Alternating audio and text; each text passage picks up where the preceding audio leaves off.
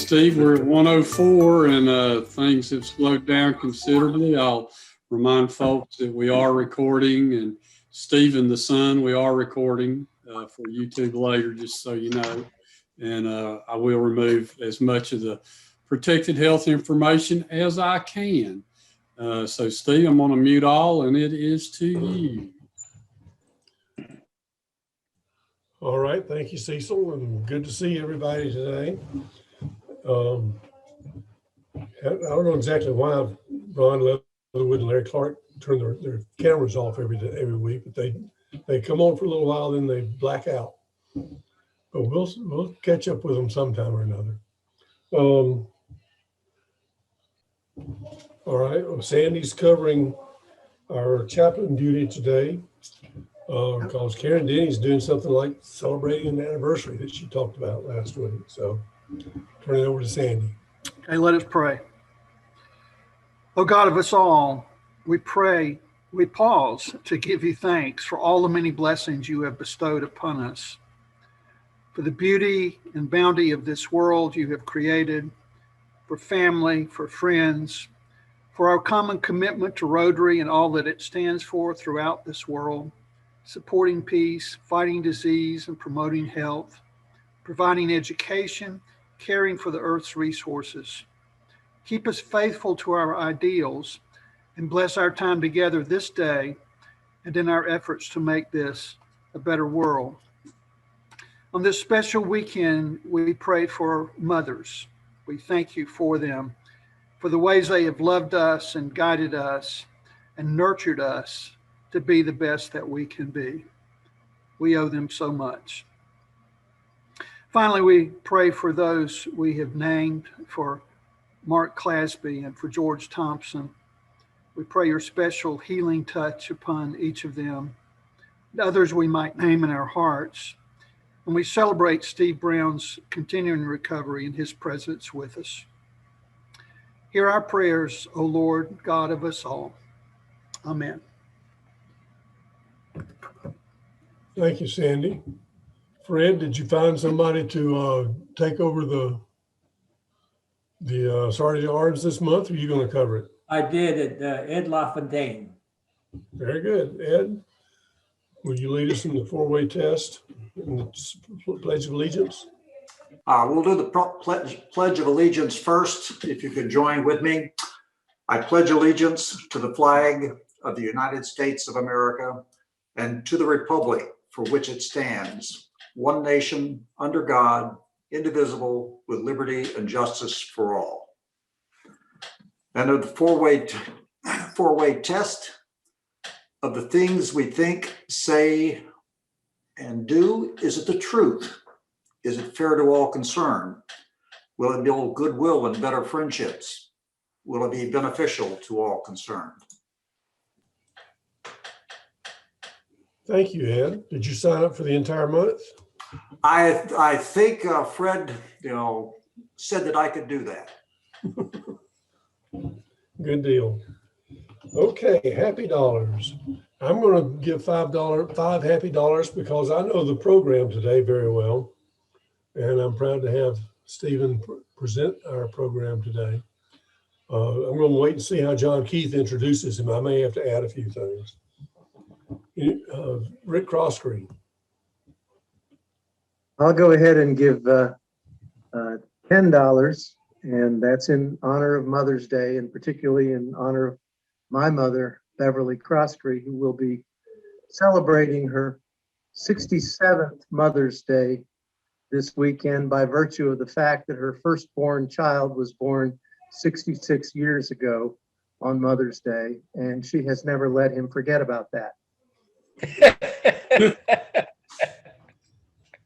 She must be sharing the same birthday with Mary, because Mary's birthday is this coming Sunday as well. Steve. She hasn't been a mother that long, though. Jeff? I would like to reiterate what Rick said and put in 10 happy dollars, or did he have 5 happy dollars? Whatever he did. But Mother's Day and my mother's birthday sometimes fall on the same day, and for her and all mothers, You know, I think what Rick said was 500. And the only question, Jeff, is she worth it? Oh, wow. You guys are smart. Jack? I'll give $10 in remembrance of my mother. She's been gone a long, long time, but in my heart, she's still here. I Amen. didn't see who was that? I give $10 for the fact that Cynthia is going to be able to be, as well as I, be with our oldest daughter on Mother's Day for the first time in 18 months. We're flying to Maine on Sunday. Very good. John Keith. Yes, I'm going to give $15 in the order of priority. I had my biggest closing in my career yesterday, and normally that would have been the top priority, but at the same time, same day, I found out that the newly discovered growth on my liver was benign. And $5 more for the top of the priority, which my mother is 95 and still hanging in there. So I have a blessed week. Very good, John.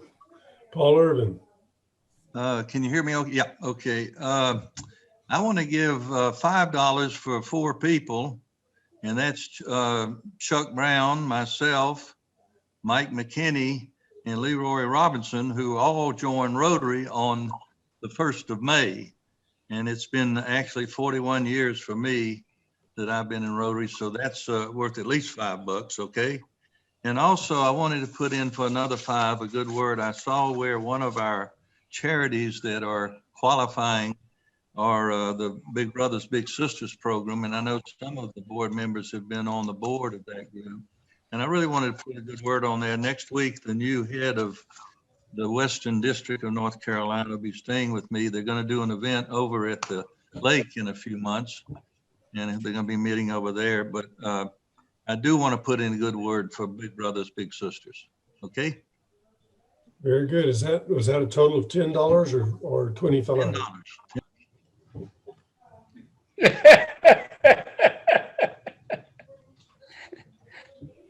Anyone else with a happy dollars today?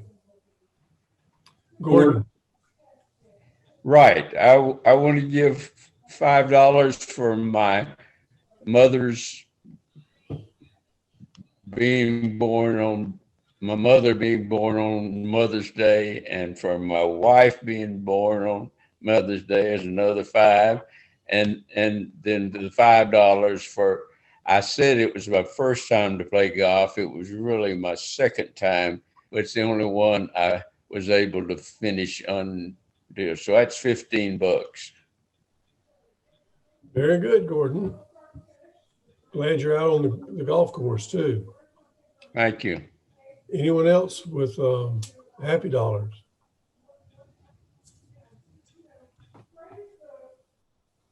All right, that's a very good turnout today. Announcements, do we have an announcement about the backpacks, Cecil? I did not get a message from Bill Owen today. No, I do not have one on that. To follow up on Paul Irvin's talk about Big Brothers and Big Sisters, there is a golf discount card that they're offering to raise money this year. And Cecil said he would be able to put up a picture of that. He said he would. He will in a moment. Or not. There we go. It's a $25 discount card for four local golf courses. And the $25 proceeds go to the Big Brothers and Big Sisters of Haywood County. So any of you who would like to buy one of those, take a note of the number and the email address down at the bottom and make quick notes, or else call me later and I'll give you the information. Okay, Martha Barksdale, I think, called me and she was going to have some tickets available. If it's all right, Cecil, I can give them to anybody or whatever if they're interested. But that is, if you call that number, you can get them too. But she, I think, is in charge of the Haywood County Yes. Big Brothers Big Sisters. Okay. So anyway, thank you so much for promoting that. That's a good cause. All right, good deal.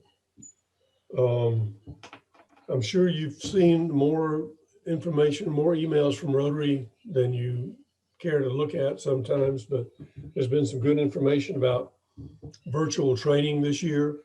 And those of you who are taking on responsibilities for next year, might be a good time to take a look at some of the training material that's available and pertinent to your commitment for next year.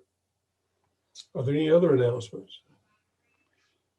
Steve, I'd like to mention from the treasurer's standpoint, we're running, as of this past Monday, we're running about $1,000 yet to be collected.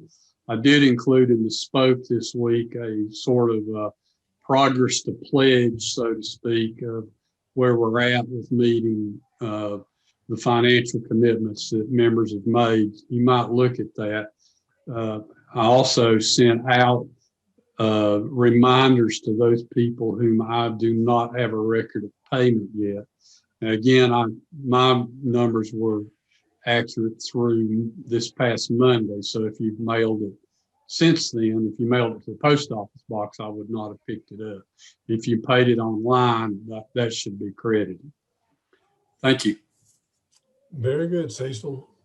I've got another $5 if I can. I'm sorry, but I had a breakfast with Linda and Steve, who Steve is stepping. I'm sorry, Leonard are stepping down. Steve's stepping down from his long service at the Sunshine Club, and I'm sure they will honor him. And I know he's many of you know him from First Methodist Church and all the volunteer work they've done. But he's going to be stepping down. I think that they'll probably be honoring him at that club because he was one of the charter members, I believe 35 years ago when they founded that club. He's been very faithful to it too. All right, thank you, Paul. Mike McLean wants to get in. All right, Mike. Yeah, I've been working with the Rotarian Motorcycle Club that's going to pay us a visit this August, and the fellow that's leading that has 30 people signed up. They were originally planning to work out something to plant some trees as a service project, and that got changed recently. They are going to do that on Saturday. But the plan for the Friday they're here, which is like the last week of August, we're going to take a ride in the morning on the Parkway, come to our luncheon. Hopefully we're open by then for lunch. And then they want about 3 o'clock on that Friday, they want to do a service project of some kind. And so we'll have 30 willing Rotarians ready to do something that afternoon that we get to choose what we want them to do. So if people could either give ideas to me, Cecil, whoever, as we approach August, we are going to have that benefit of using them for the good of the community here. That's great, Mike. Maybe Larry Leatherwood can help us find out if we can do our caring project for the United Way that day. Might be a good chance to step that up a little bit. Any other announcements? If not, I'll listen to see what John Keith has to say about the program today.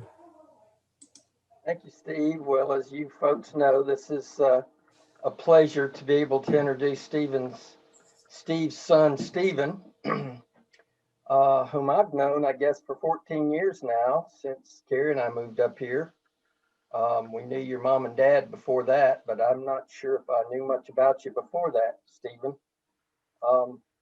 In addition, what came about to me remembering to invite you was the fact that my wife had the pleasure of hiring Stephen's fiance, Krista Baker, who works with us on a part-time basis while she's still studying to get her master's. And she told me of something that Stephen was involved in as a co-founder, and I'll mention it in a second.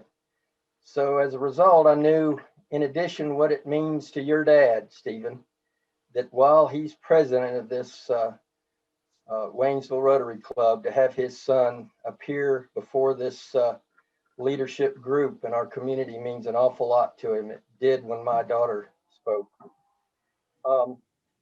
I have to admit, I know about the least that I could possibly know about what you do with subcontracting for NOAA with your technology, and I look forward to explaining what that is. And I'm going to tell the rest of the group just a brief point of what you've been up to and what you're doing now. Currently, Stephen is working for General Dynamics Information Technology, which is a contractor for NOAA in Asheville. And under that, he put full stack software developer / Scrum Master. I admit I looked up Scrum Master on Google. I still don't know what that is. So hopefully you can dumb it down to where I can understand what that means. I have no idea, but it's impressive. Previously, he worked with Drake Software. Before that, I guess state tax software developer. He got his Master's of Science and Technology from Western Carolina University, as well as his Bachelor of Science in Traditional Mathematics, which is, needless to say, impressive. But what started this, and I know of about 5 things Stephen could talk about. His dad knows about 105 things. But what piqued my interest was that Krista mentioned that you co-founded and are co-chairman of Advocates for Animals of Western North Carolina. So you have 30 minutes. You can certainly talk about in detail everything you've done in your life, Stephen. But before I turn you loose, I'm going to see if your dad wants to add anything to this. Or are you going to let him go unscathed, Steve? I'm going to let him go because his opening comments are going to be about how he got to where he is. Okay. Well, with no further ado, I would like to give a warm Waynesville Rotary welcome to Stephen McNeil. And thank you for being here today, Stephen. All right. Thank you, John. Thanks, everybody else. And hi, Dad. Yeah, I have had kind of a very varied past, so to speak. I've done. Circuitous.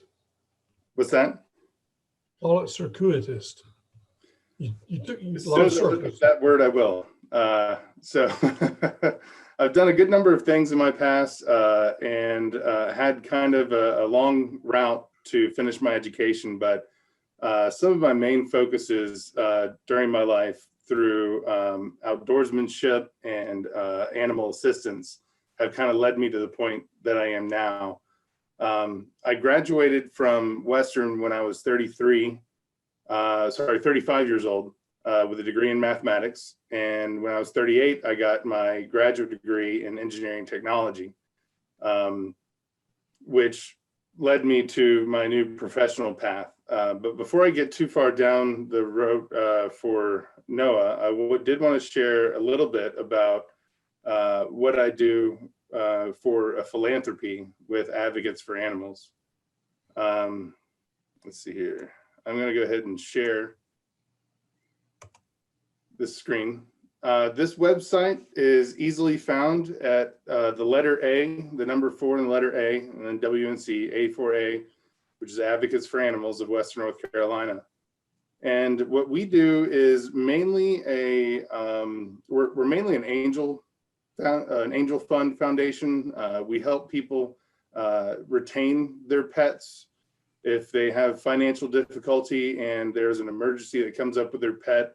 We'll step in with a local vet and find out what course of action is best for that pet and try to help them finance it. And we do a lot of fundraisers through the year that I help out with the most in order to keep a a nice pool of money going so that we can help these families and keep their pets. And sometimes we'll help rehome. We've worked with Sarges. We've worked with Paws out of Bryson City, Brother Wolf out of Asheville. We covered Jackson County, Haywood County, Swain County, Buncombe County, and even more. We keep expanding the counties that we help serve. But if you go to this website, you can see some of our stories. We have brief descriptions and some pictures of some of the families that we've helped. And you can find out events and things like that that we do in order to help raise money. We also have events for that we'll get together with local shelters like ARF and Kathmandu over in Silva, and we'll have vaccination clinics and we'll do microchipping and things like that, so that, you know, if a pet gets lost, you can find them. And there's all kinds of information in here if you'd like to look that up. I'll make sure that this link also gets distributed to you guys later today. Cecil, I'll send that to you so that that doesn't get lost in the fray.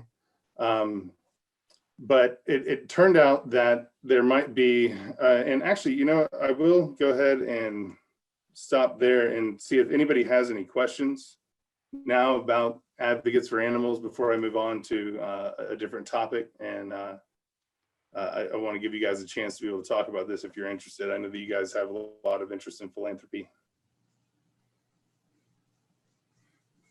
Stephen, I would just comment on the chipping part, that it's amazing how many people go to the extent of getting the chip and then never register it. So if the animal gets lost, it's still lost because they can't identify the chip. Do y'all register for them or educate them as to that importance? So the best we can do with that is when we get them chipped, we have a vet that does the chipping because it is inserting a microchip in the base of the neck of the pet.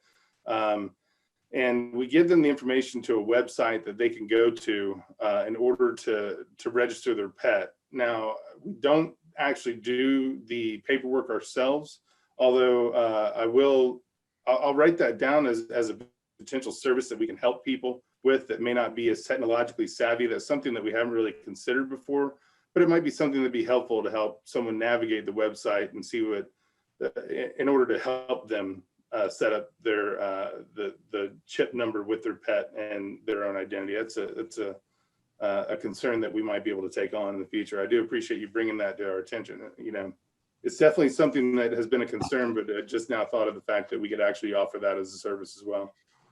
Stephen, did you start this when you were still in college, or was it a group of you that started this? It was a group of us. There were about 9 of us that started this. It was originally Advocates for Animals of Jackson County, and we were going to start small and just help the local community. And out of the 9 of us, 2 of us are still board members, and the position of chair has been dissolved into president and a few other positions as we restructured our board. But out of the 9 that started, Pat Thomas, who's the main active member in the organization and on the board, and myself are the only ones that remain from the beginning. Yeah, but yes, it was, I think it was maybe between between undergrad and grad school that I got involved with Advocates for Animals.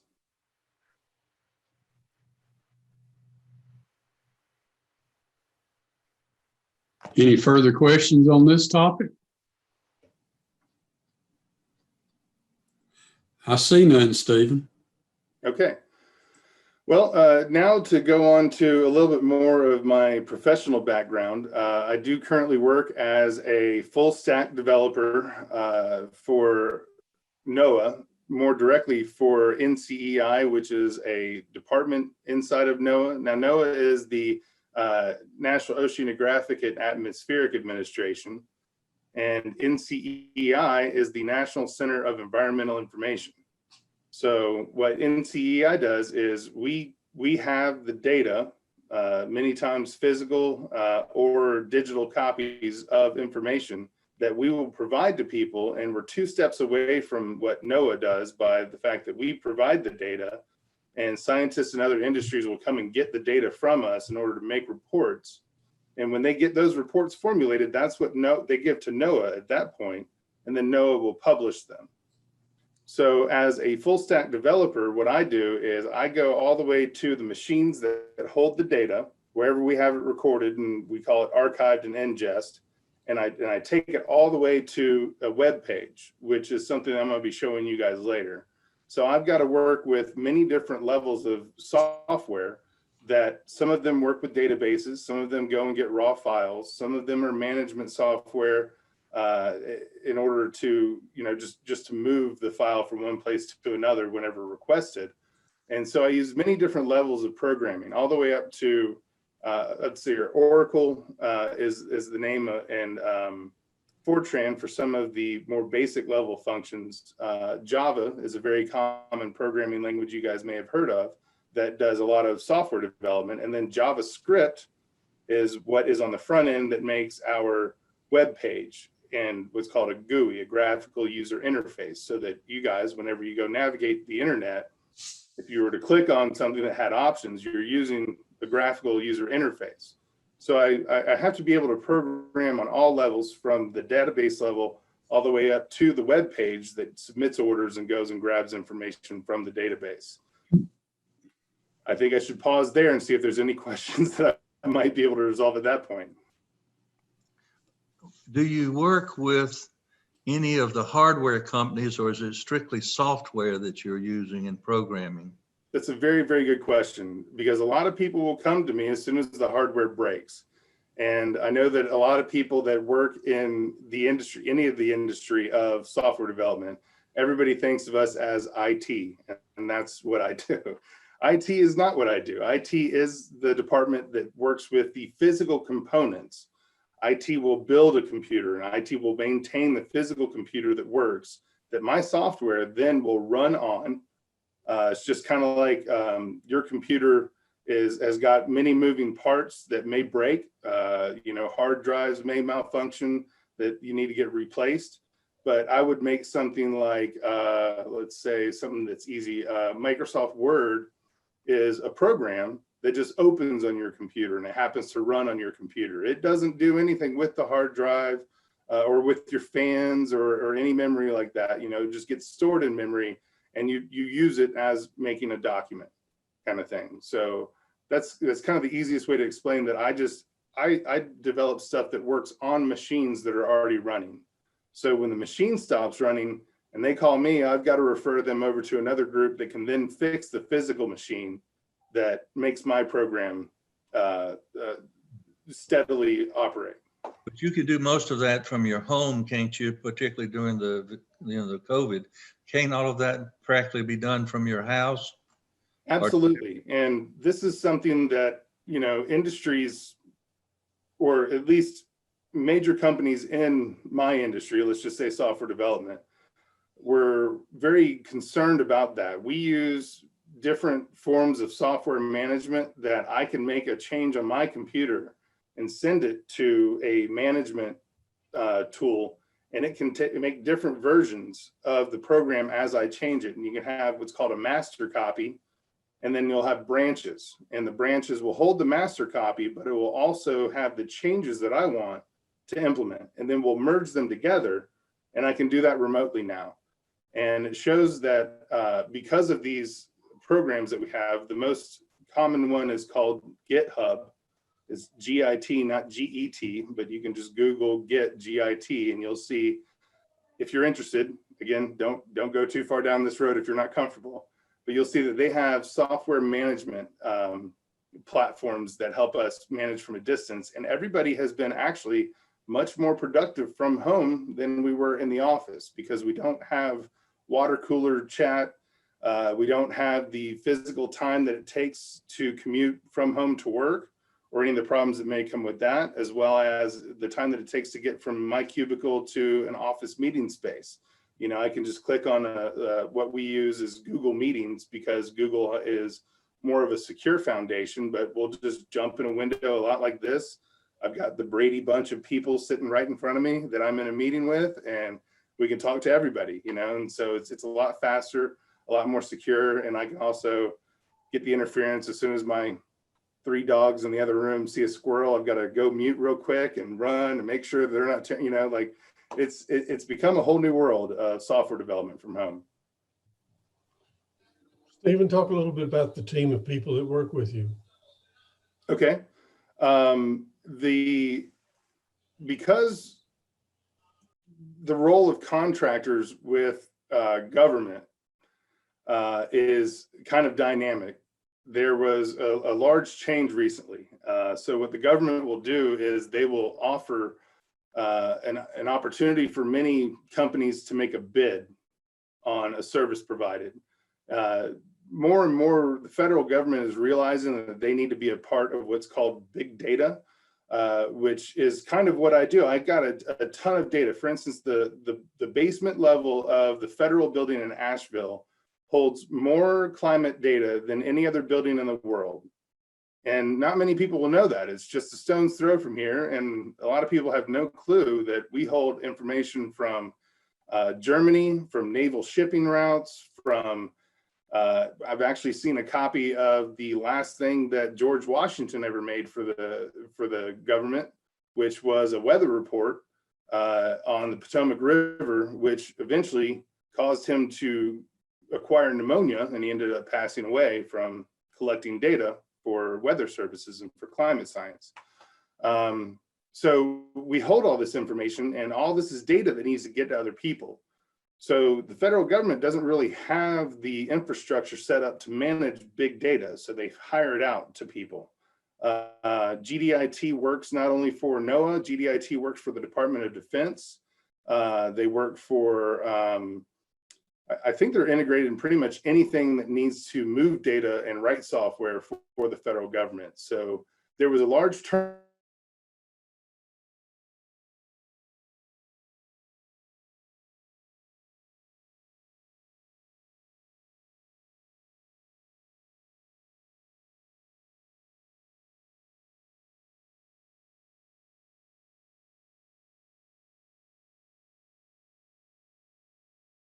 So to speak.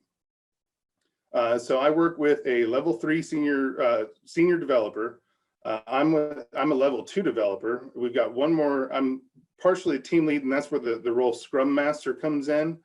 The Scrum Master is part of what's called an agile process. Our team needs to be able to pivot and work on something that's important if it comes to interfere.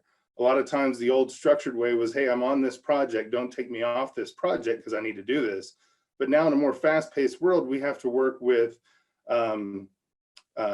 issues that will come at us as emergency issues that we need to fix. So I'll need to pivot the team from what they're doing to the new emergency issue, and then we'll get that as a higher priority and adjust ourselves in a more agile way. And that's what I do as a Scrum Master. And then we have one more team lead.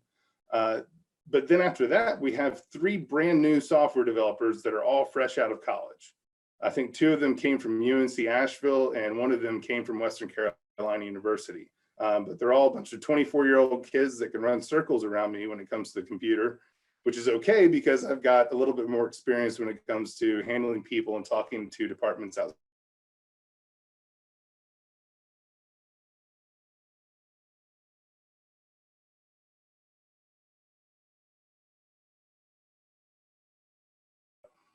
Let's just say better or more rapidly. And then I get what the other departments in NCI need from us for common access. Stephen? Any questions about that part? Yep. This is John. I know you can't tell us the security platform of NOAA, but how much time is spent with yourself in working on any kind of security concerns in today's world where we're hearing it every day, the hacking of government systems? Is that a big deal, or is that a different department that you don't have to coordinate with? Well, there's 2 different things here. One is that I had to pass a top secret FBI security background check in order to be even employed by this company. One little anecdote, one of those junior developers I was just talking about a minute ago is a triple citizen. He was born in America, but he's got 1 parent from Hungary and 1 parent from Egypt, and he has citizenship in the United States, Hungary, and Egypt. So his background check took a little bit longer than mine did, where I was born in Kentucky and only lived in the Southeast. And, you know, my parents are about as American as you get, I guess, you know, so it was pretty quick for me. And this guy had quite a bit of FBI background to go through, or in interviews and things like that to actually get approved. But then when we actually get into work, we do have our IT department.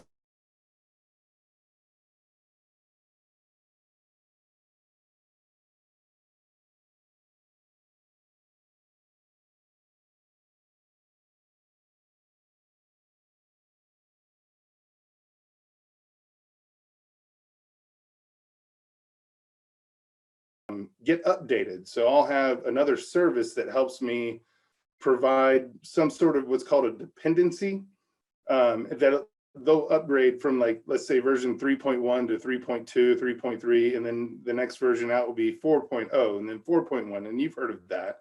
Windows will come out with new versions, just like many of us are on Windows 10 right now. So the IT security department will do a review and make sure that everything that we use as a dependency is up to date. And then if it's not, I'll have to go in and fix that, make sure I have the most updated dependency, and then we can deploy to the internet. So we keep it updated about every 3 months. We make sure that we've got the safest and most secure web page. But some of that's a little overkill because the information that I'm providing is actually owned by you and the public as well anyway. So it's kind of a weird balance that we have to have there too. I don't know how many of you noticed it, but on Tuesday of this week, NOAA and NCEI distributed new information that Stephen's team actually developed to put out into a website area. And he's been helping me try to dig into some of it. So I asked him if he could go through a lot of that with you today, at least to talk about the importance of the normals, and then to show you how you can access some of the information about them. Right. So like he said, this, what we call data set, it's a collection and a type of collection of data that people find useful in specific ways. This is called the US Climate Normals. And what it does is it's one of those that show variation from what we would call an average temperature, let's say, to a higher temperature or a lower temperature of what's going to be normal, or what used to be normal and how it shifts right now. This is probably the most high profile data set that I will ever release at this job. I've been on here about 1 year and 2 months, and I had the honor of being the lead developer for releasing the normals this year. US Climate Normals will affect you directly, believe it or not, because it affects studies and rates that are implemented by large industries such as energy. Your Duke Power bill will change, and the rate per kilowatt hour that we pay for our energy will change due to this new normals data set that was put out. Due to temperature changes, whether it's going to be warmer this year and we're all going to use air conditioning a little bit more, or whether it's going to be cooler this year and we've got a high of 55 today. And I don't know about you, but I've had heat on in my house today, which isn't necessarily the most common thing to do in May. It also affect transportation and infrastructure. It'll affect construction due to precipitation and project management. Think about the fact that 100-year events are now happening in 10 years time or 30 years time. And then we've got droughts and other things that will also cause issues with construction. You can't paint a wall when it's too cold outside, you know? So we've got all these things will follow these new normals. Farmers will pay attention to when the last frost is supposed to happen, when the first frost of the fall is supposed to happen, what temperature they can expect their crops to be able to grow at, and how, you know, for the time of year. And I'll get into some of that in a little bit if we have time. But all these things are charted, and we supply, as NCEI, the data that allows people to run algorithms and make models to figure out the new effect that the changing climate will have on their industry. Are there any questions about that broad view of what the normals are before I get into the specifics and some of the fun stuff?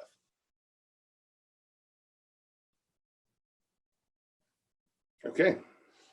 In that case, I'm going to start sharing my screen again. And at the end of this, if you guys would like to interject, or if I'm going too fast, or if anybody wants to ask a question, I'm only going to be able to see a couple of you on the side of my window over here, but I'm going to give you kind of a little bit more of a view. And a lot of these links that I'm going to show you are going to be available. I think Cecil is going to distribute some of them for me later when the presentation's over. But when I get done sharing my screen, I'll be more than happy to answer more questions. And I have no problem staying on a little bit late for those of you that are interested. And if you'd like to get in touch with me, you obviously know somebody very near and dear to me that might be able to do that in case you'd like a little more information, which is something I do not mind doing on my off time. So here we go.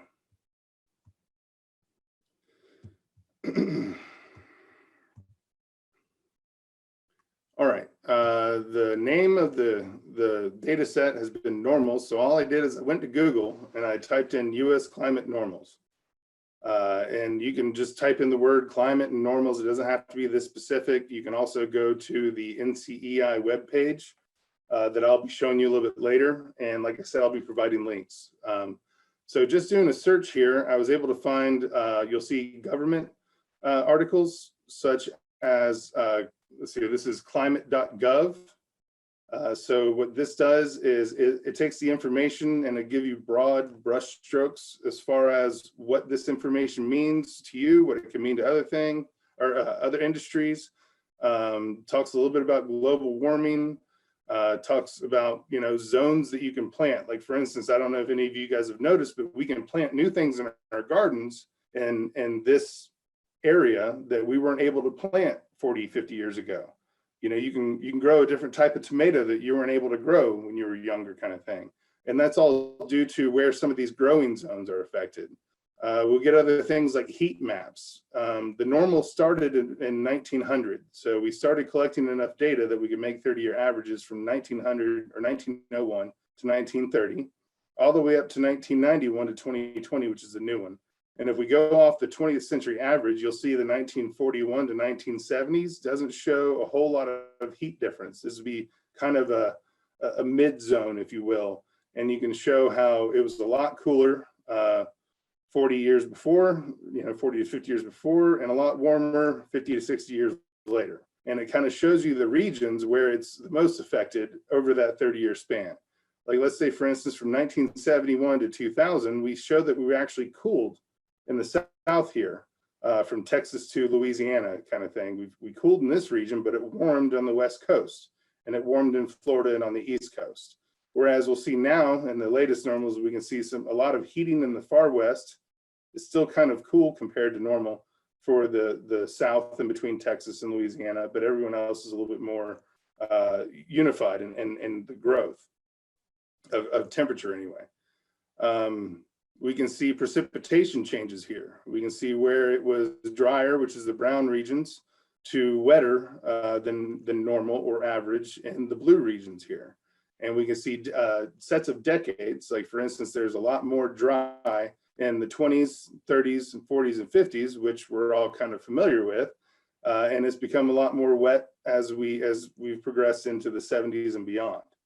So you can follow some of these, and these sites are good for just basically giving you visual representations, you know, maps that can kind of just show you a general idea. They do give some information in here in between. They'll give you scatter plots and lines that will jump up and down and kind of a trend line that is a statistical average or correlation between them, which again, I'm able to talk a little bit more about because of my math background. And then we'll see other sites.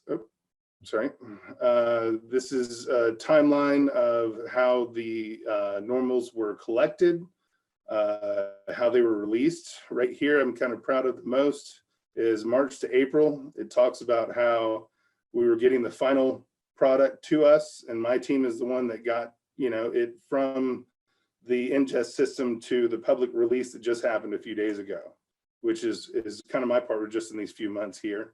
And that's the second site on here from, so your climate.gov was the first one that I showed, and the NCEI climate normals was the second one I showed. Now also I've included some links from things like theconversation.com, which is more of a rigorous academic type of reporting. They'll do a deeper dive. We'll see things from CNN, from Axios, the Washington Post put out an article on the first day. I believe this is who we had our press release through. And I'll include all these things in links that you guys can dive a little bit deeper into what these things mean and how things are changing if you'd like. I'll pause right here for some questions if anybody would like before I get into actual showing you what you can do on your own for exploring some of this. I hate to dominate questions, but I'm really interested. You're very articulate. I'm not saying that to make you feel good, but you really are. And you can explain things to us dumb older folks. And is the office that's adjacent to the federal court, and is that the office that you report to technically for the group? Is that right? The one beside the federal court?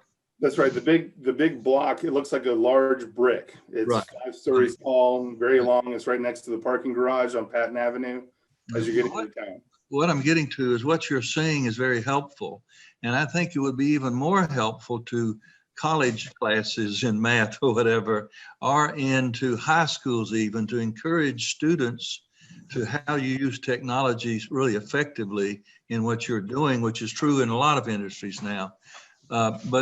But have you done any of that, or do they have a public relations place that will send those out to high schools or colleges to speak? That's a broad question, but I'm just wondering because— No, it's something that I just found out about today pretty much because I was going to speak here and needed to make sure that I wasn't, speaking anything that was incorrect. That's something that's been very important with climate science, is that some people that have misspoke in the past have had a ripple effect of how the public perceives some of these things and how they can naysay or evaluate one way or the other, like whether you're too much of a proponent or too much of a resistor to the information that we have. A lot of that has been affected by people misspeaking, misquoting, or misunderstanding. But we do have an outreach branch that doesn't specifically go to the links to figure out how they can outreach, but if you are interested, they will provide the information necessary. And they're more than happy to do presentations or explanations of how things are collected, how they're moved, stored, and how they're modeled in order to give us the final output as well. I'd like to talk to you offline about that sometime because I think it really would be helpful. Okay, sounds great. Stephen, Mark Bumgarner here. Just wanted to ask you, looks like there's a lot of data has to be gathered for these normals, and I'm just wondering how many data points that there might be, and that of course means it's over all these various decades. Mm-hmm. But do we just have one data point in each state? Do we have 500,000 data points in each state, or how does that all work? It's a very good question and something we're going to get into, but I'm going to focus a little bit more. I'm going to go to Haywood County, and I know that I've only got 5 or 6 minutes, so I'll try to do that as fast as possible. Cool. That'd be fun. But just as a general idea, we have probably 8 stations in this county. There's only 3 of them that report to normals. 2 of them only report precipitation, and 1 of them reports temperature, precipitation, and well, mainly temperature and precipitation are the 2 main focuses. There's just different ways to look at temperature and precipitation. There's only 1 station in Waynesville that provides that, and the other 2 provide only precipitation. Does anybody else have a question before I jump into that real quick? Go ahead and dig into the stuff. Okay. So now we'll go back to that screen, and what I'm going to do here is, since we just talked about that, I'm going to start with the fact that here's the Waynesville that we know and love, and you can see that here are weather stations. And I just wanted to kind of give you an idea. Right now I've got precipitation selected over here, and this is a web page that specifically works with mapping that is not part of what I do, but I just kind of want to show you this to show you what we have available here. So this shows you precipitation, but oh, hi Mom, that's not embarrassing. All right, but as we go, if I were to click on temperature, we'll notice that all the stations, once I update this map, are going to drop away, and I've only got this one station left. So if I go into select this station here, I'm going to make a rectangle around it, and it shows here that it's called Waynesville 1 East, which basically means that it's a mile east of what we call center of Waynesville. That's just kind of a brief idea to show you what I'm going to get into here.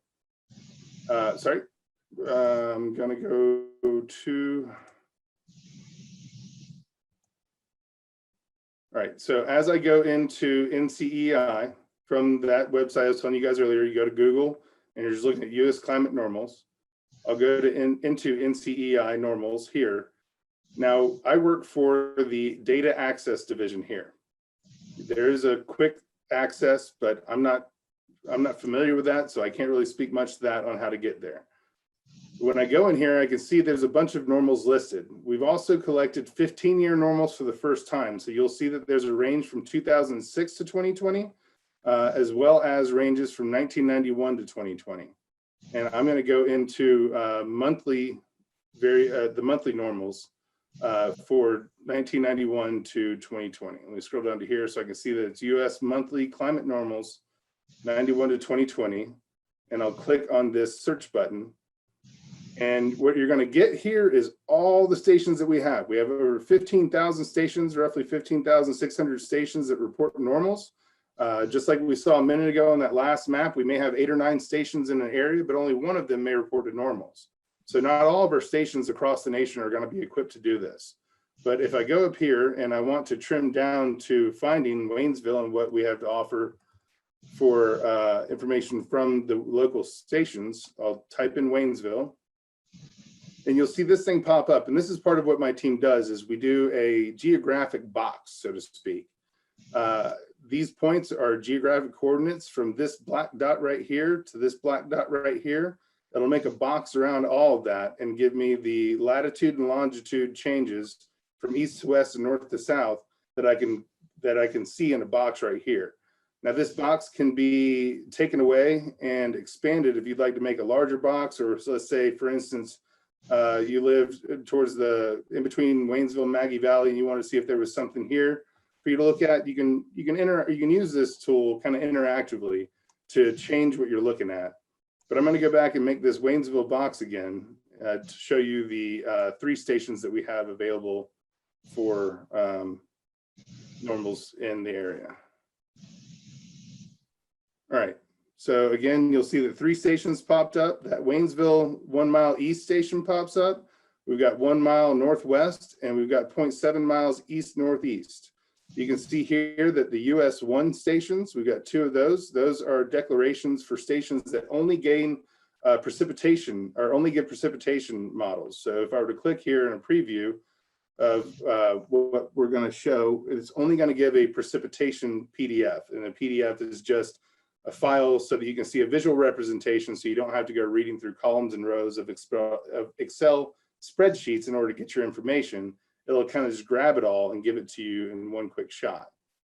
But if we go check on this first station that I was telling you guys about, we'll open this and see that we've actually got 4 pages of PDFs here that we can go through for varying information. It's not just precipitation. We've got information about, well, it starts with temperature.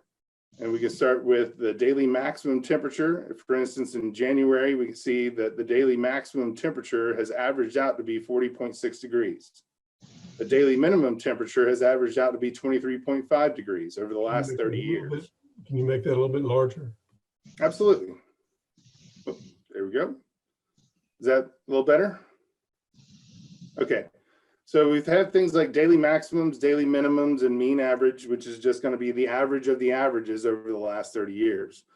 Standard deviation, for those of you that are math nerds, or if you'd like a little bit of explanation of what standard deviation means, we're going to have to do it off the clock, and I'm going to try to hurry. I know it's 2 o'clock. And then we also have cooling degrees days. What this means is like days that you would be cooling. For instance, if you wanted 60 degrees, you're going to cool a lot more in the summertime. You see a lot of these higher numbers here than you will in the wintertime. There's no reason to cool to 60 degrees because it's already 60 degrees. and much of its inverse, the heating degree days, you're going to see a lot more heating days in the wintertime and almost none in the summer. So there's no reason to heat your house in the middle of the summer. All you got to do is open the windows, basically. Then we can go down and we'll see precipitation. So we've got rainfall. We've got, let's see here, the average rainfall for the month. We've got how often daily precipitation is going to happen over certain amounts, like a tenth of an inch, or sorry, a hundredth of an inch, a tenth of an inch, half an inch, or a whole inch. These things are even reported out to monthly precipitation probabilities of how often they're going to happen. Another set is going to talk about snowfall. All right. We would expect to see snowfall in the winter months and none in the summer months, which makes a lot of sense. A bunch of zeros here in the middle in the summer, and we actually have some snowfall in the winter. One of the things that I found to be a little bit interesting here was that average snowfall for the last 30 years in Waynesville has been roughly 2.5 inches for December and January. But if we'll notice in March, we got 3 inches, which is rather strange that we get more snowfall over average for the last 30 years in March than we do in January, or actually about the same amount that we do in January, December combined. But we'll also notice that if you relate this to temperature on some of the other pages, that snowfall goes away by 10 o'clock the next day, which is pretty much a good rule of thumb around here. And the final thing that we get down to is agricultural degrees. So these are growing degree units. And basically what that means is, can I grow my crops? Specific crops have base temperatures that they need to grow. It can be, let's say, 50 degrees or warmer to grow certain tomatoes, 60 degree or warmer to grow certain herbs. And they have to see what days or what months they can start growing these days and how much they can expect those crops to grow.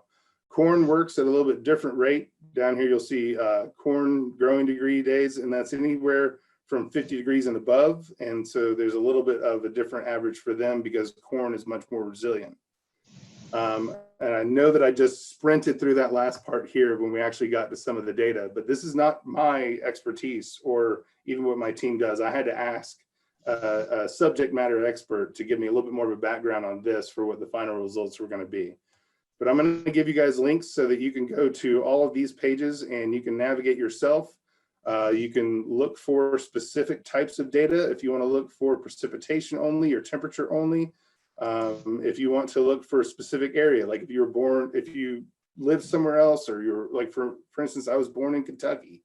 If I was curious what Kentucky was doing, I can also trim it down by, the range of things that I want to take a look at, what time of year, and what year. If I wanted to go look up the weather reports for the month that I was born in and the town that I was born in, I can go do that.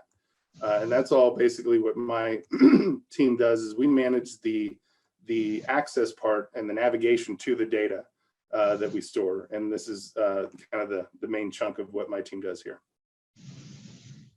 So I'm 4 minutes over, and I'll be more than happy, like I said, to stick around and take questions. Or even go into depth in some of those other things, but I want to let people that, we're being polite, have the opportunity to leave as well, if you guys have a heart out.